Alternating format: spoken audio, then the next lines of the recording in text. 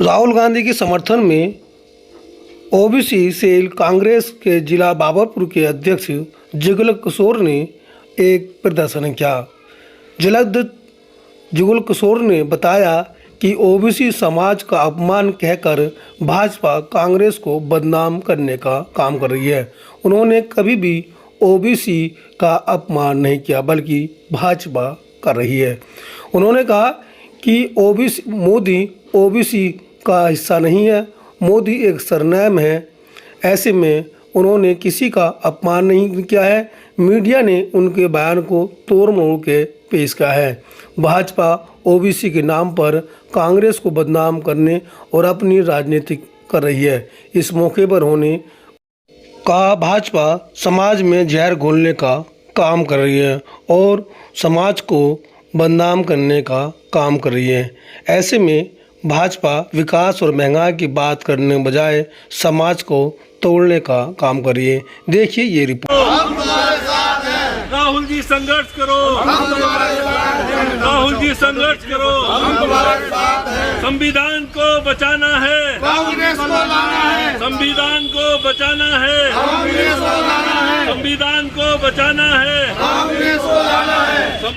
जुगल किशोर जी, आपने जो आज ये कार्यक्रम किया ओबीसी को लेकर, क्या पूरा कार्यक्रम है ये पूरा कार्यक्रम है राहुल गांधी जी को जो बदनाम किया जा रहा है ओबीसी के लिए।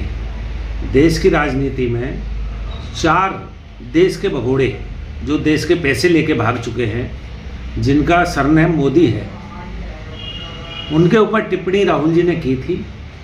उनको माननीय प्रधानमंत्री जी ने पूरे देश में ओबीसी से लगभग जो पूरे देश के ओबीसी के लोग हैं उनका अपमान बताने पर कि जी ओबीसी के लोगों को अपमानित कर रहे हैं राहुल गांधी जी, तब कि आप पूरी उनकी वाइट उठाइए, जो उन्होंने बयान है वो दिए हैं उसको उठाइए।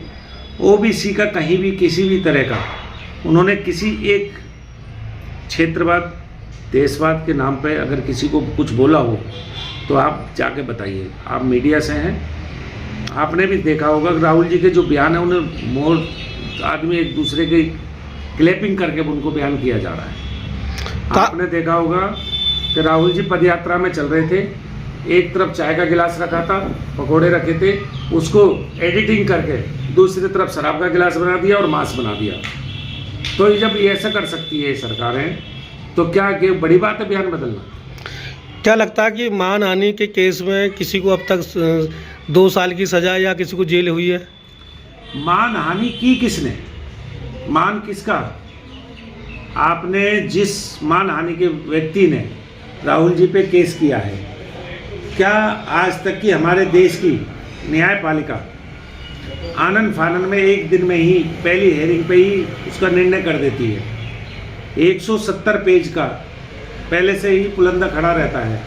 मैं न्यायपालिका पे सवाल नहीं उठा रहा, लेकिन मैं देश की जो आवाज़ है उसको बताने की कोशिश कर रहा हूँ कि राहुल जी ने जो बयान दिया वो जिस व्यक्ति के नाम था उनको दिक्कत होनी चाहिए थी, उनको अपने मान की हानि का केस करना चाहिए था। एक ना व्यक्ति जिसका सिर्फ सरनेम मोदी हो सकता है, उन्होंने राहुल जी के ऊपर केस किया है, वो भी गुजरात से। क्या पूरे देश में कहीं और मोदी नहीं है? दिल्ली में भी मोदी है। मोदी की संख्या तो वहीं गुजरात में है। देखिए, गुजरात एक प्रांत है जहाँ से हो सकता है ये वो निकली हो प्रथा, और यहाँ के व्यक्ति इस लबक को लगा के चलते हैं जो उनकी जातिगत है अपने। लेकिन इसमें ओबीसी का जो अपमान किया जा रहा है, क्योंकि मैं भी ओबीसी से आता हूँ, लेकिन इसमें पूरे देश के ओबीसी को ना सनाया जाए। नहीं, क्या ये आपका कहना मतलब कि मोदी पूरा ओबीसी समाज नहीं है? देखिए, पूरे ओबीसी में आपने देखा होगा ललित मोदी जी अग्रवाल समाज से हैं। क्या उनका नाम सरनेम नहीं है मोदी जी? आपने देखा होगा हापुड़ में मोदी मिल है, आप उनके जाके देखिए, ऐसा नहीं है। मैं अभी लिस्ट है मेरे पास 2-3 लोगों की, उनके नाम किसी के कुछ और है, किसी को ये जो ब्राह्मण से अलग बनिए होते हैं उनका नाम भी मोदी है। तो मोदी ओबीसी में ही कोई आते हैं सारे। जैन समाज में भी मोदी है। अच्छा, तो आज आपने कोई ज्ञापन भी दिया है सरकार को लिए?